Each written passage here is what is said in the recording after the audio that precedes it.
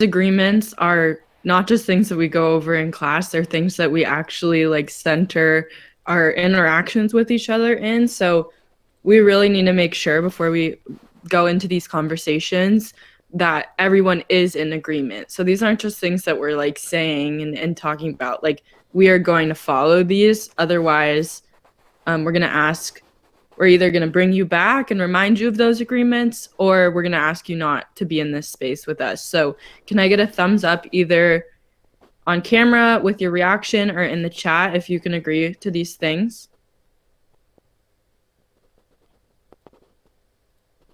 Awesome. Thank you. All right.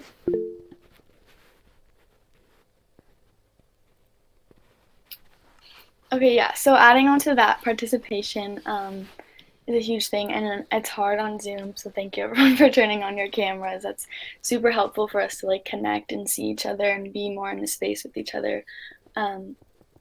So yeah, having your camera on, just participating in this discussion. Discussions are like a huge part of the learning we're doing today and every day.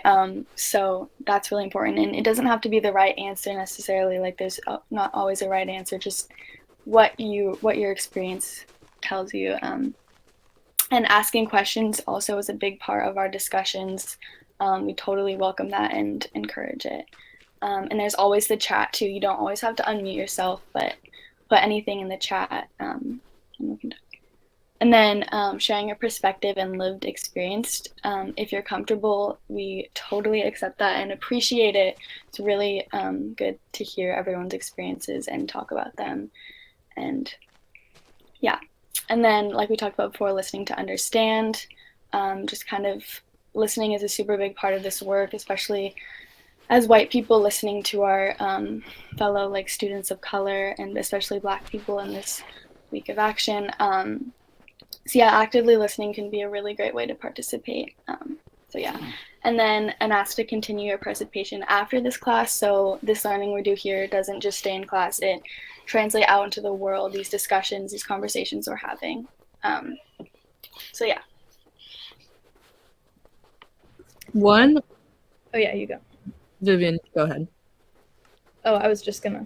Oh, I was just gonna say one really clear distinction to make before we move on is these are the asks that we're having for you for your participation, but we really want you to think about, especially for white students in the class, what or white functioning, white passing, white presenting, whatever you want to call it. Like I'm white presenting, right? Even though I'm mixed. What your participation or lack thereof, what impact that can have on other students in your class. So, we totally understand virtual school is so hard. Like, I'm not going to argue that. But we have students of color in the class. I am not sure if anyone identified themselves as a Black person. I don't think I heard anyone do that, but regardless, you have students of color in your class. So you're not only showing up for yourself and to learn and participating so that you can gain that information. We're here today and we're showing up for them and to attempt to be honoring and uplifting them through these presentations. So if this is again a message to the white people in the class specifically, if you're not participating, that can have a really harmful impact on the students of color in the class. So if you can have your camera on, please do. If you can contribute, even if it's uncomfortable, even if it just means asking questions, please do. Because the side effect of not doing so can be really harmful, and the benefits of doing so can be super beneficial. Okay, so we're gonna do a little warm up.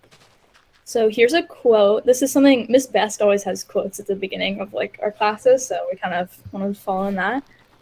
Does somebody want to read this, or I can call on somebody too? But race is the child of racism, not the father.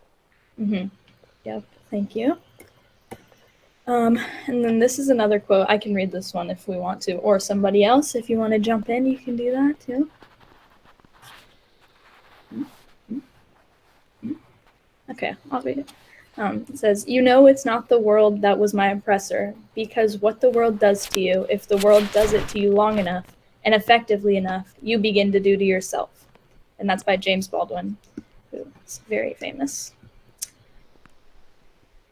So now we just wanted to ask, how do these quotes leave you feeling? And you can take a second to think about that if you want, or if anybody has any like instant feelings brought up, please share that. If you want to share in the chat, you can do that too, but just really think about it.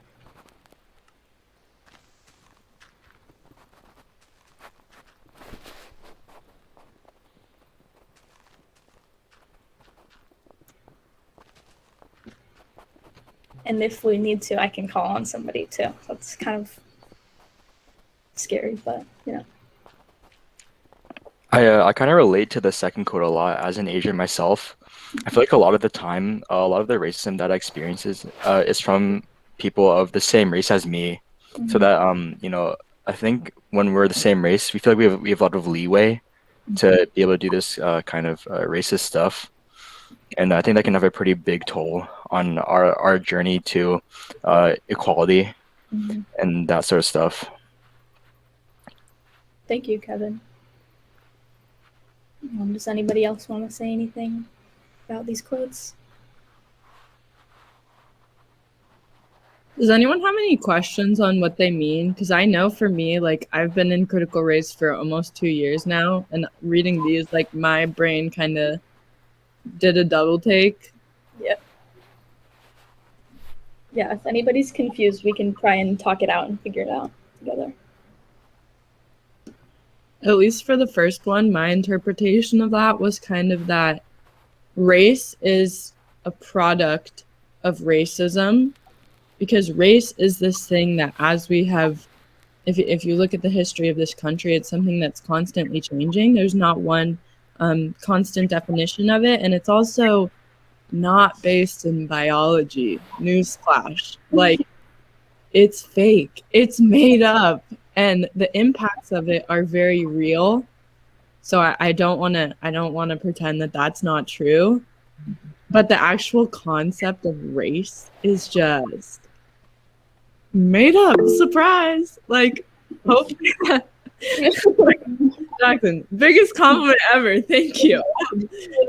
It's made up. And so when we're talking about racism being a product of race, that just doesn't really fit together, because race is something that was made up by white supremacists who think that white people are superior. For literally, there's no basis to that ideology, but we see that it ends up having really, really huge and even fatal impacts for communities of color.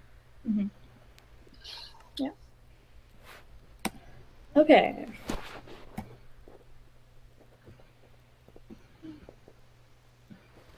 So now we're just gonna go over some vocabulary.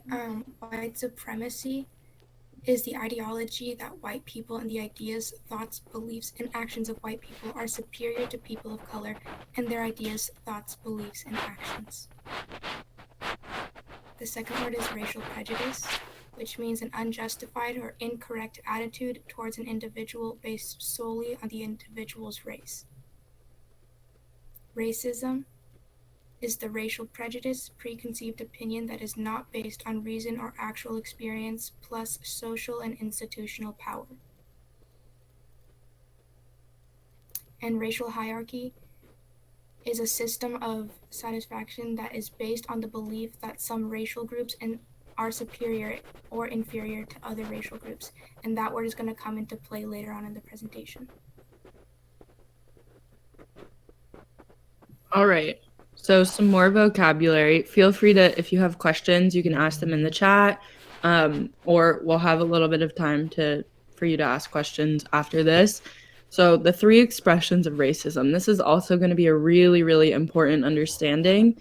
We have personal or individual racism, institutional racism, and cultural racism. So I'll start out with personal, which is kind of self-explanatory. It's the interactions between individuals. So, racial microaggressions are something we'll talk about a little bit later. That's a great example of racism that occurs between people, and it's usually more explicit explicit shows of racial prejudice. Lost the word there. It's really early. Okay. Institutional racism is policies and systems within different organizations and entities that, these are some keywords, so listen: validate, resource, serve, and include white people, and oppress, exploit, underserve, and exclude people of color. These things don't happen singularly. So if people of color are being excluded, what does that mean for white people? They're getting more access.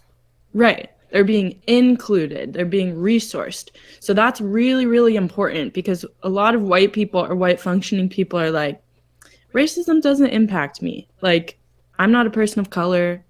People aren't, I haven't had racist things said to me. But the really important understanding here is, if racism is oppressing people of color, it's uplifting white people at the exact same time. So it just impacts you in a really positive way. Before I get into cultural racism, when we're talking about institutions, I want to make sure it's really clear what those are and what that means. So can someone give me an example of what they think an institution is? Like, you can get, it doesn't have to be like a definition, just like, give me an example of an institution. Law and Government.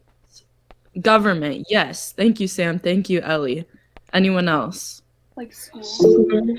Yes, exactly. Education in the schooling system is an institution. So we see institutional racism in all of these systems. No system in the United States is exempt from that. So that's a really important one to think about. And lastly, cultural racism. Cultural norms uplift, either way, or empower white people and support policies and practices of institutions that promote or perpetuate white supremacy while disempowering and exploiting people of color. Cultural racism is a lot about the ideas that we kind of buy into, because all of us are conditioned in white supremacy. I want to make that super clear. So things like beauty standards or racial stereotypes or just any norms, whether it be white cultural norms like individualism, and especially in the United States, we see that a lot. These are things that really lift up and end up supporting those institutions in uplifting white people. So, does anyone have any questions?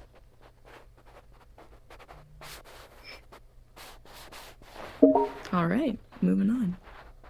Okay, so yeah, before we continue our presentation for today, we just wanted to address this trigger warning and yeah. So today we'll be discussing heavy topics surrounding police brutality and murder. We understand the gravity of these subjects and ask you to take care of yourself and reach out to others if you need additional support.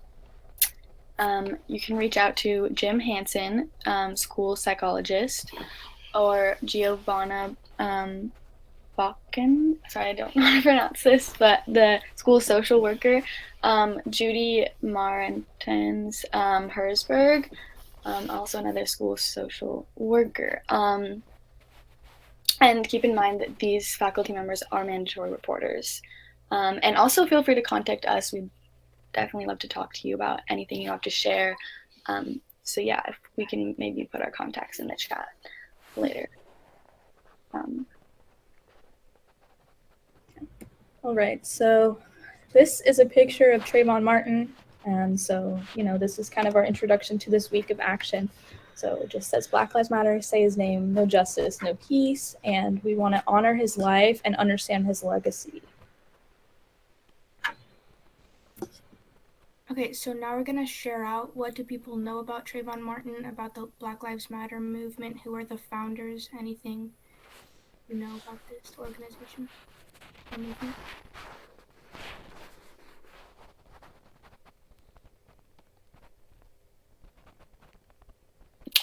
Well, sorry, I feel bad because I've been talking a lot, and I want to let other people share, but I figure I'll just say a little bit about Trayvon Martin. I honestly don't know how old he was. All I know is he was really young, which obviously just makes it more sad. But he was going to the store to buy Skittles for his younger brother or something, I think, to that effect. And he was gunned down by a man who thought he was a police officer named George Zimmerman. Yeah. Yeah, thank you. So he was 17, which we'll talk about a little bit later. A lot of you are 17 knowing that you're seniors. So that's just something to think about. Who else? You can type in the chat. Also, if you know nothing about Trayvon or about Black Lives Matter, that's okay. That's why we're here. There's no shame in that, but we just want to bring you in to make sure that we can give you some information about it so that, I think you're all seniors, but next year, if people were to come into your class again, that you would be able to know about this. So let's get some more in the chat. What else do you know about Black Lives Matter? In terms of Black Lives Matter, I know it was founded by 3 Black women following the death of Trayvon, or the murder of Trayvon Martin. And I think that would be like 2012 or 13-ish. Yeah, thank you, Sam. All right. And thank you, Izzy. Okay, so Trayvon Martin. We want to really make sure to humanize him when we start this off, because a lot of protest and action was sparked by his killing, but we want to make sure to honor who he was when he was alive, not just the impact that his murder had. So Trayvon was born in Florida on February 5th, 1995, so it'll be his 26th birthday. It would have been his 26th birthday this Friday. He played football at his school. He had a passion for aviation, and he was learning to be a pilot before he was killed. And he's the son of Sabrina Fulton and Tracy Martin, and the brother to 3 siblings. Sabrina's Instagram is really great if you want to follow her. She posts a lot of good stuff. So this is who Trayvon was. And again, we want to really make sure to ground our understanding and start it off with who he was as a person, not just what his death sparked, because this is about Black lives mattering, not just like there's this quote in the documentary about him, about how we need to give Black people justice in their life and in their death. So I think that's kind of what we're attempting to do today.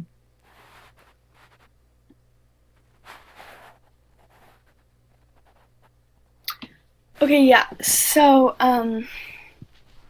as far as the murder goes of Trayvon Martin, what happened on that day was George Zimmerman followed and harassed Trayvon Martin after he was at the store buying Skittles, and this was on February 26, 2012. So Trayvon was a child, and he was unarmed, and he was just returning home from the store with Skittles and an Arizona iced tea. So what happened here was Zimmerman racially profiled Trayvon Martin and expressed just explicit bias towards Black people. I know he called 911 and was saying a lot of things that kind of like expressed his bias towards Black people, and really just criminalizing Trayvon based on his appearance and based on like his just first sight and noticing that he was Black. And so an important thing to note too was that Zimmerman had a history of calls to 911 based on Black children in his neighborhood. So yeah.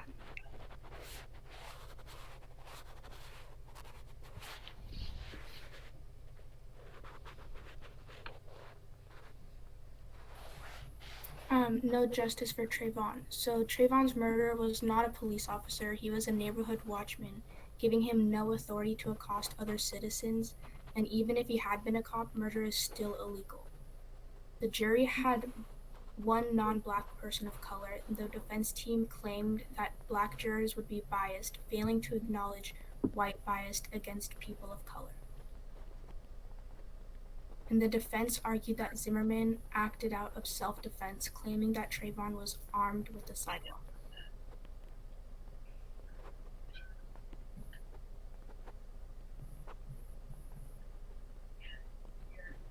Okay, and then this is like part 2 of No Justice for Trayvon. So the defense exploited Trayvon and his family and friends by placing blame on him for his own murder, which doesn't make sense. And they claimed that Tracy Martin was like an absent father and that Trayvon was a drug addict, to make it more justifiable that he was murdered. But even if these claims were true, which they aren't, that doesn't justify murder. And the prosecution team underserved Trayvon by not taking any of the necessary care to advocate for Trayvon's character in the case.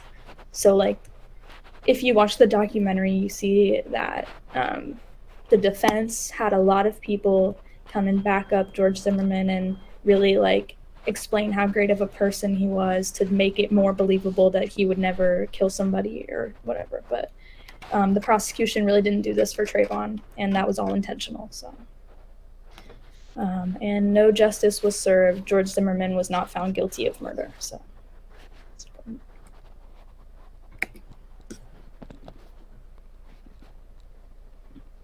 So here we wanted to show this was mostly after Zimmerman's acquittal, although it was present from his death all throughout the case, and we still see like images and signs of Trayvon at protests today.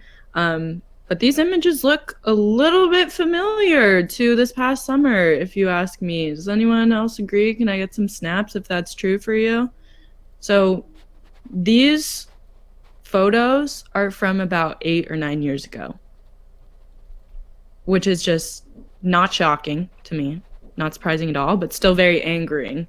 So that's something to think about also.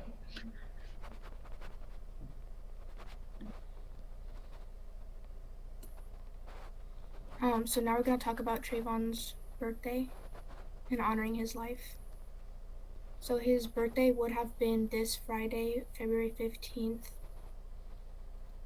or February 5th, my bad. We want to make sure to raise awareness, discuss, and educate with your peers, family, and friends, especially like it's really easy to kind of think about like, oh, well, this isn't directly affecting me, but you have to do the work when you're white, use your white privilege to talk with your white friends, white family to really educate them. Attend our Wednesday workshops to learn even more. We're going to have a couple different topics that we're going to talk about, so make sure to fill out the form and attend. This week is designed in correlation with Trayvon Martin's birthday and really honoring his life and the life of others. Yeah, and then another thing to add about this week is really just a celebration of love and really just trying to center the needs of our Black community members, and not just this week, but week going forward in the future. So yeah, also we just wanted to like check in, how is everyone doing? Does anyone want to add anything or share something around this? Feel free to put it in the chat. Unmute would be really appreciated. So yeah.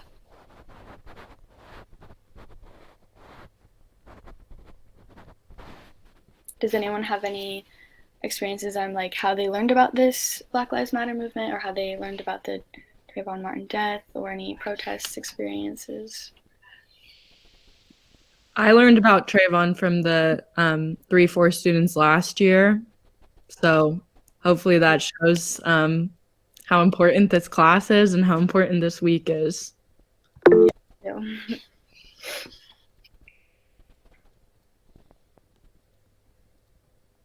Yeah, I was gonna say I'm getting a little bit of deja vu with this presentation because I feel like I've like most of this I've heard before, but yeah, I think exactly this time last year. But it's good to have this information, you know. I'm looking for I guess fresh in my mind. Miss Best does talk about it a lot in class, and you know it's really important. yeah, to just understand that this is, you know, like ridiculous. I don't really know what else to say, to be honest with you. It just makes me mad. Yeah, for sure. Anyone else?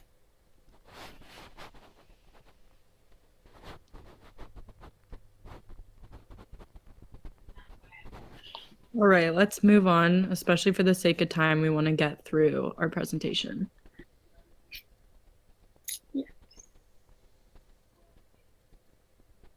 I think we're going to skip the video today, but Vivian, do you want to intro our next part? Okay.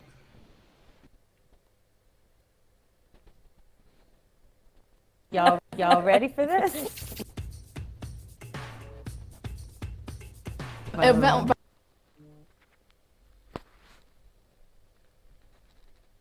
Sorry, my computer just glitched out very much. Yeah, the video's kind of, we need to work on fixing that a little bit, but basically, this is Patrice Cullors, and she's one of the founders of Black Lives Matter. So in this, I don't want to go back to the slide because it'll probably glitch out, but the picture that we saw was the three founders. So she is 37. She's an artist, organizer, and freedom fighter born and raised in Los Angeles. And she's a co-founder of Black Lives Matter and founder of Dignity and Power Now. She's also a performance artist, popular public speaker, and a New York Times best-selling author. She completed an international tour for her new book, When They Call You a Terrorist, a Black Lives Matter memoir, which I just finished reading. It's really good. You guys should read it. This is Opal Tometi. She is another founder of the movement.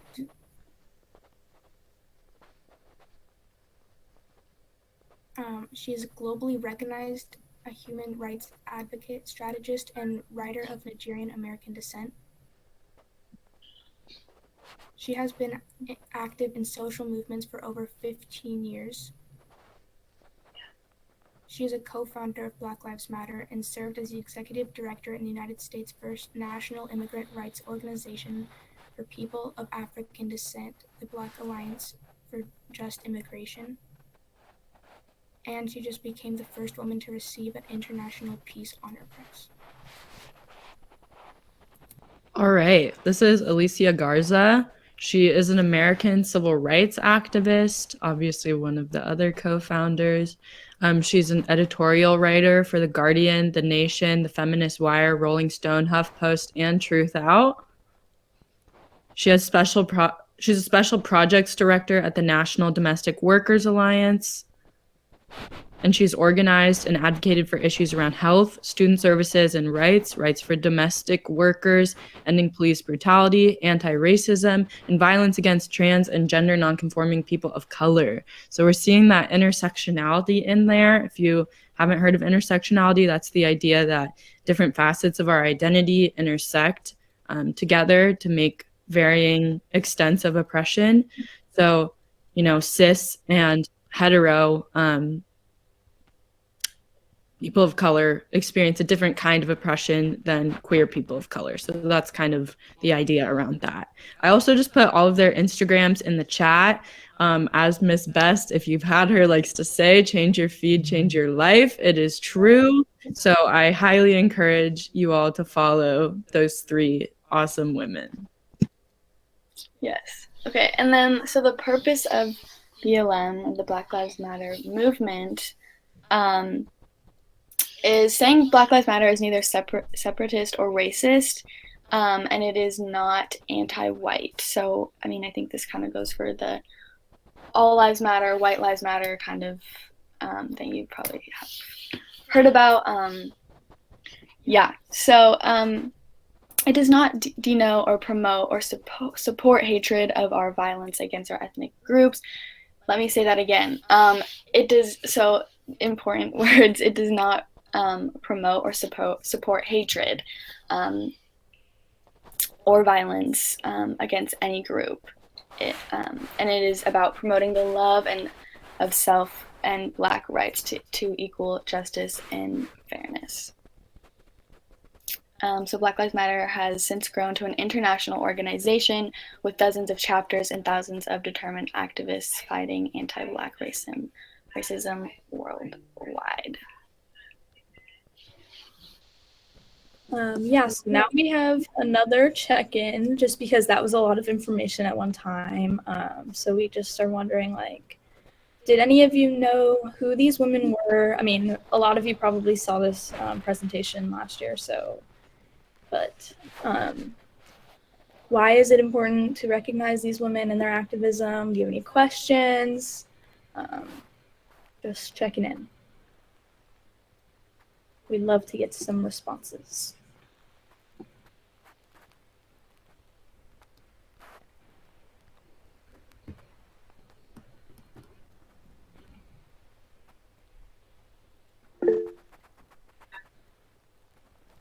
Yes, thanks, Miss Hensley. That is true. The Black Lives Matter movement was just nominated for the Nobel Peace Prize.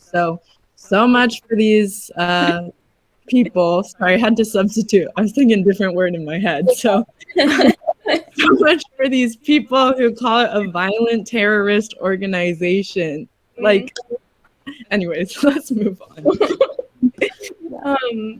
Do you guys have any, or do you all have any idea why it's so important to recognize these women for their like great accomplishments and like literally starting this whole entire thing?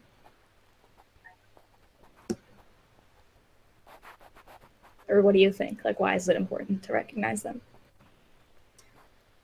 Or if you don't know, that's okay too. Because Black women are powerful as heck. Yes. Yes. Okay. Okay, so now we're going to talk about the resurgence of Black Lives Matter in 2020. We want to do a trigger warning. Again, we will be talking about violence towards Black folks in the following slides. Please remember to take care of yourself and take care of others in this moment. Following the murders of countless Black peoples at the hands of police officers and white supremacists during 2020, the Black Lives Matter movement was at the forefront, bringing justice and change for the Black community in the United States. We also want to talk about the performative activism that has been happening. This is a continuous work. You can't just like post one thing on your Instagram, on your Snapchat and be like, I'm anti-racist. You have to educate yourself, educate others, go to protests, sign petitions online, do whatever you can to like be in the anti-racist work. All right, we're going to talk a little bit about George Floyd now, and I again want to emphasize that we want to be humanizing him. He was a person, a living person with a life. That was really not contradictory, redundant. But anyways, we want to honor who he was in his lifetime. He was a security guard in Minneapolis. He was known as the Gentle Giant, which, if we're thinking of stereotypes of Black men specifically being like threatening and aggressive, that doesn't really fall into that or follow it. He was a father to 6-year-old Gianna Floyd. He was also a talented and passionate hip-hop artist. He was a talented athlete and played both basketball and football.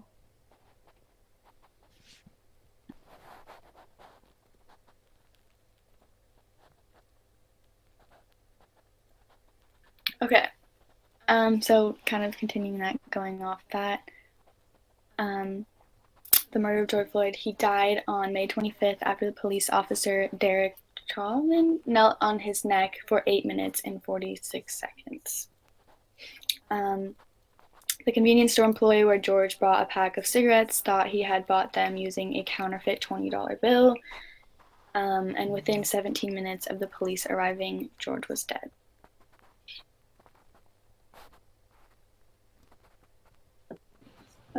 So there's no justice for George Floyd. All 4 officers have been charged with George's death, though, so that's good. The man kneeling on his neck has been charged with second-degree murder and manslaughter. And the 3 other officers have been charged with aiding and abetting murder. Being charged with a crime does not equal being convicted of one. So this is really important. Like, although, they've been charged with these crimes, there's still like a high possibility that they will never actually be like punished for it. And our justice system is not about justice, because all it does is uplift white supremacy. So that it's not justice. That is just a system that's built to uplift white supremacy. And that's what we call justice. Another thing to add specifically when we're talking about police is like, one, that the bill wasn't counterfeit, but two, if it was, that doesn't make you deserve to die. Mm-hmm. I just want to name that super clearly. Yeah. And if justice was served, and if there was this justice that we talk about, George Floyd would never have been murdered. He would still be alive. So that's important to recognize too. Now we want to honor a life of a Black woman. Her name was Breonna Taylor. She was an EMT and an aspiring nurse. She liked to play cards with her aunt. She was happily in love with Kenneth Walker. She really enjoyed helping others, which is why she wanted a career in healthcare. And she was just sitting in her apartment one night, and officers broke into her house with a no-knock warrant for drugs, but it was guilt by association with her ex-boyfriend, who had been arrested for selling drugs, and police had no other evidence, just by association. The police were not in uniform and proceeded to force entry into her apartment without a clear announcement. Police fired 32 shots. Breonna was shot 5 to 6 times and was pronounced dead at the scene. The police never searched the home for the drugs they initially received the warrant for. The autopsy revealed that the cause of death was in fact homicide. All right. So again, we want to talk about how Breonna Taylor clearly did not receive justice in her life, but she didn't receive justice in her death either. So none of the officers involved were charged for her death. And the one officer who received any charges, Brett Hankinson, received them for wanton endangerment, which is property damage, but not for murdering Breonna Taylor. The two other officers, Jonathan Mattingly and Miles Cosgrove, have not been charged with anything, even though Cosgrove fired the fatal shot. Kenneth Walker, on the other hand, was arrested for assault of a police officer, even though the investigation wasn't able to provide enough evidence to say that it had been Walker's shot that hit the officer. And during the investigation into her murder, Breonna's boyfriend, Kenneth Walker, was encouraged to criminalize Breonna by the investigators. Again, we really want to challenge what our common definition of justice is. This is something we talk about in critical race a lot, and I think it's a really important idea that, a lot of times, especially when it comes to people of color being killed, and specifically Black people, we think that justice would be their murderers being brought to trial or being charged or any of these things. But what justice actually looks like, and I'm not a Black person, but this is what we talk about in class. So obviously I don't have that lived experience, but what I think justice looks like is these people never being killed in the first place and being able to exist as people of color or Black people in their homes, on the street, when someone thinks that they have a counterfeit $20 bill, any of these things, these people would still be alive if there was justice. So I know that kind of maybe makes like reaching a just world feel kind of hopeless, but I still think it's an important transition to make to what we kind of regard justice as being.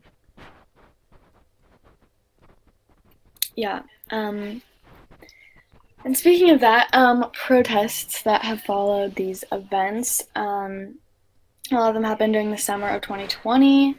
I'm sure a lot of you heard of them, maybe even attended them, but there was a cascade of protests after the murder of George Floyd and Breonna Taylor, starting on May 25th of 2020 in Minneapolis, this especially. And this continued for about 140 days with more than 4,700 demonstrations in over 2,000 cities in the US. It's crazy. And then as well as 60 other countries supporting the protests. So I think that's crazy that these go worldwide and not just in America. And they are still going on because the work is never done. So yeah. Okay, and then so we're going to talk about police reform bill. So in the wake of the murder of George Floyd, protests broke out demanding for these police officers to be held accountable for their actions. And the George Floyd Justice in Policing Act of 2020 is both civil rights and police reform bill. And it would basically just push for the accountability of these officers and their misconduct and use of excessive force that caused them to die. And it also aims to combat racial profiling within the police bureaus because that's a huge problem. And in Portland specifically, so this is kind of making it more local and immediate, a bill passed to instate a review committee when acts of police brutality occur. So now we're going to talk about some local and immediate cases. First up is Tete Goli. She was a houseless transgender woman. She was a happy and loving person who always helped others. She was the daughter to Kenya Robinson and a sister to Crystal. She was lynched on May 27, 2019 in Rocky Butte in Northeast Portland. Police ruled her death a suicide. Those who knew her as someone who was happy and she had no intentions of hurting herself. Black trans women have been at the forefront of liberation and movements and are still the most disrespected in our society. Next up is Kevin E. Peterson. He was a father to his daughter. She was a newborn. Kevin E. Peterson had been set up by an undercover informant for an alleged deal to sell 50 Xanax pills. But even if he had been selling drugs, that did not justify his murder, and he did not deserve to die. He was pursued by police and was shot 4 times. 34 shots were fired in total. His last words was, "I love you," on a FaceTime to his girlfriend at the scene. And he was a former PPS student.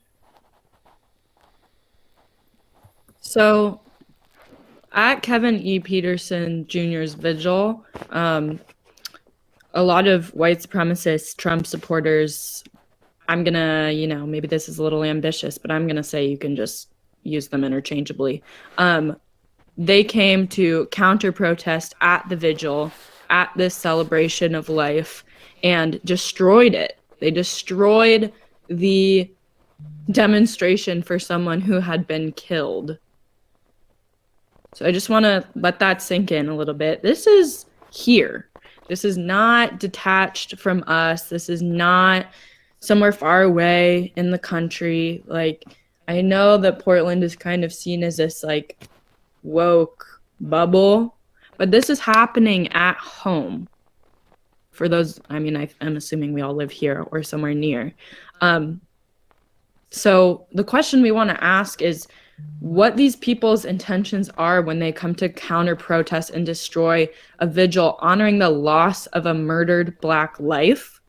And what are the effects of these counter protesters? How can we maintain resilience in the face of opposition like this when it's just like so blatantly racist and just completely disrespectful to his life and to his family and to the Black community?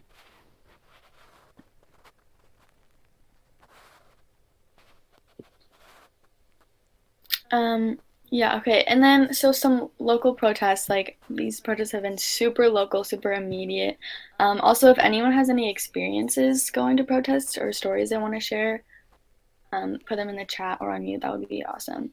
But yeah, so like Olivia talked about, acts of resilience, like going to protests and attending them and just being there and support and in community is a super important thing. And these protests are largely existed peacefully, and I think a lot of the intentions at the protests have been peaceful, but maybe have kind of resulted in violence. But despite the violent narratives pushed in the news, and a few instances of violent protests, it is often as a result of police intervention and people being present for the wrong reasons. That can be a really big thing to watch out for. And these like news stories too. But yeah, so like the police responded with excessive force, including tear gas, rubber bullets, and bear mace to peaceful protests. So like that's where the violence comes in. These people are just peacefully protesting for justice. And yeah, and the protesters were beaten and abused for the sole reason of fighting for Black lives. And the majority of the time, the police incited the violence and brought that to the protests. So yeah, and despite the media portrayals, there are still protests happening locally, and people continue to fight every day because it doesn't just happen once. We have to keep fighting. So yeah.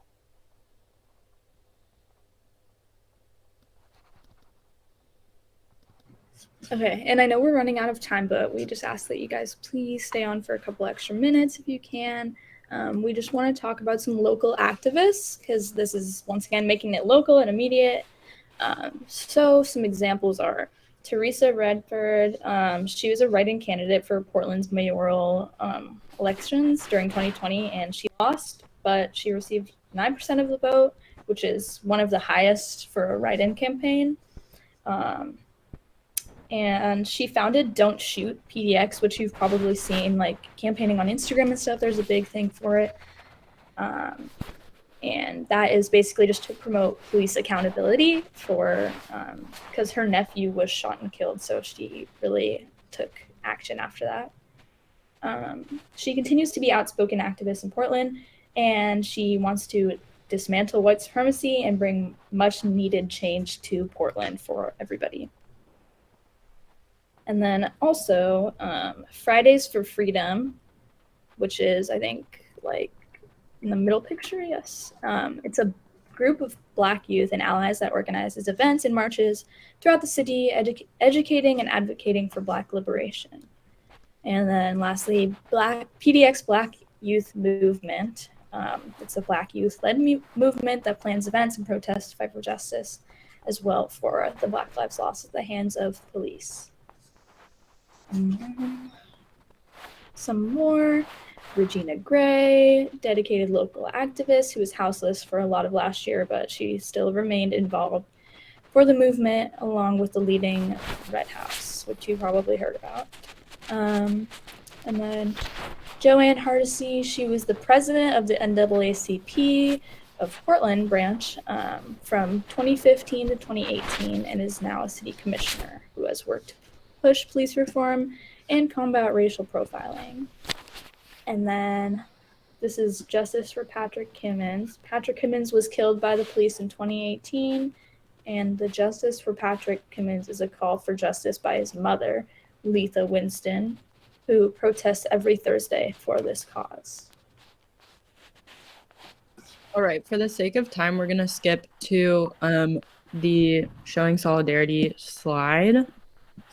So this is kind of where we're going to call y'all to action. I think we're probably going to skip and Lakesh, but Kelly, do you want to take it away? Yeah, so this is Lakesh. We recite this poem at the beginning of class for CRS in order to bring like a sense of community into this space. So usually presenters will have like two presenters, one read in English, one read in Spanish, and they'll just recite a line and the whole class will repeat after them. And we've really like, in the United States, we have a lot of white supremacist ideologies such as individualism, which causes us to believe that we have to succeed or fail individually. We can't ask for help. We can't work in community.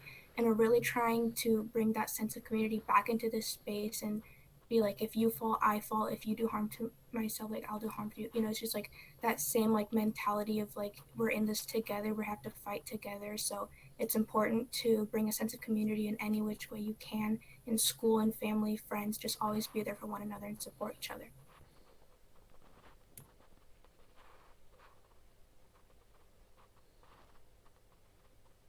All right, so I know we're running out of time, but just bear with us for a couple more minutes. For racial microaggressions, this is an important one. This is a huge way that personal racism shows up, and especially within our school as well. So the definition is intentional or unintentional bias expressed in dialogue, brief and commonplace daily verbal and behavioral indignities that communicate hostile, derogatory, or negative racial slights and insults towards POC. So this can include things like racial slurs, but it can also just include small, like harmful questions, comments, anything like that. One example that comes up a lot is like asking a person of color, like, where do you come from? Or like, where are you really from? Even if they are from the United States and that is where they live and have grown up their whole life, or like telling someone that their English is really good because they're a person of color or anything like that. I just gave some examples, but you can either type in the chat or unmute quickly. What are some other examples of racial microaggressions? Or what have you heard or experienced? Obviously, keeping in mind that we're not going to say any racial slurs on here. And why could they be harmful? So we'll get like 2 or 3 people either in the chat or out loud to share.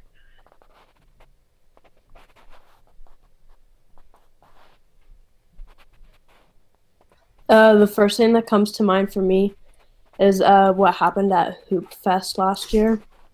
I don't really remember like the full story, but that's what comes to mind. Anyone else, either in the chat or out loud?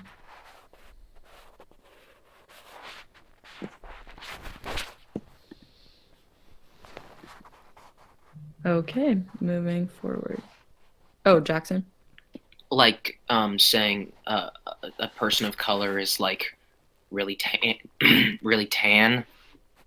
That one would be pretty messed up. Cool, thank you. All right. Okay, so our call to action for y'all and everyone at Lincoln, and also like this can be, you guys can spread this to your family and friends and bring the discussion home, or yeah, that would be awesome to continue this work. And so for white people and white presenting students, engage in the uncomfortable conversations. Like we talked about, the discomfort is a super important thing to realize and work with, about conversations in race, and understand that anti-racism is a constant work. It's not ending, and we must never be satisfied with where we are at, and just keep in mind the constant growth. Yeah, and then support. A big thing is to support Black-owned businesses, especially now, like being in these crazy times. That's a super good way that you can do your part, and support calls to action from Black activists, like we talked about some in the later slides, and also like following your Instagram is a super good way to be active. And yeah, and then so yeah, there's some accounts down there. Totally recommend following just to stay engaged and kind of know what's going on. And yeah.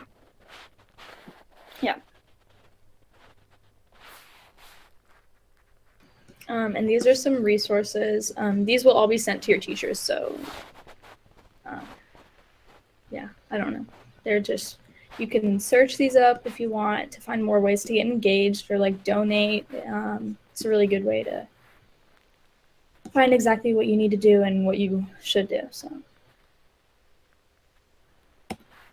and follow our Instagram account at BLM Action LHS. Stay up to date on everything that's happening during this week. Yeah, so we have on Wednesday some workshops based on the founding principles of Black Lives Matter and the Week of Action in Schools. We really, really encourage you to come, even though it's not mandatory. please don't hesitate to reach out to any of us to continue this conversation or ask questions. We'd all be happy to do so. Don't depend on your Black friends and community members to be educating you on this. That is fully not their job. But we all, as non-Black presenters, are really ready to have conversations with any of you about this. So please don't hesitate to reach out. Thank you for staying on, and thank you for being engaged. And thanks especially to Miss Hensley for, not protesting us coming in, because we've had that experience with other teachers. So, and also just for like continuously sending resources in the chat. That really, at least to me, is impactful to know that you really care. So thank you so much, all of you, for being in community with us. Have a great rest of your day. And yeah, thank you again for listening and for engaging with us.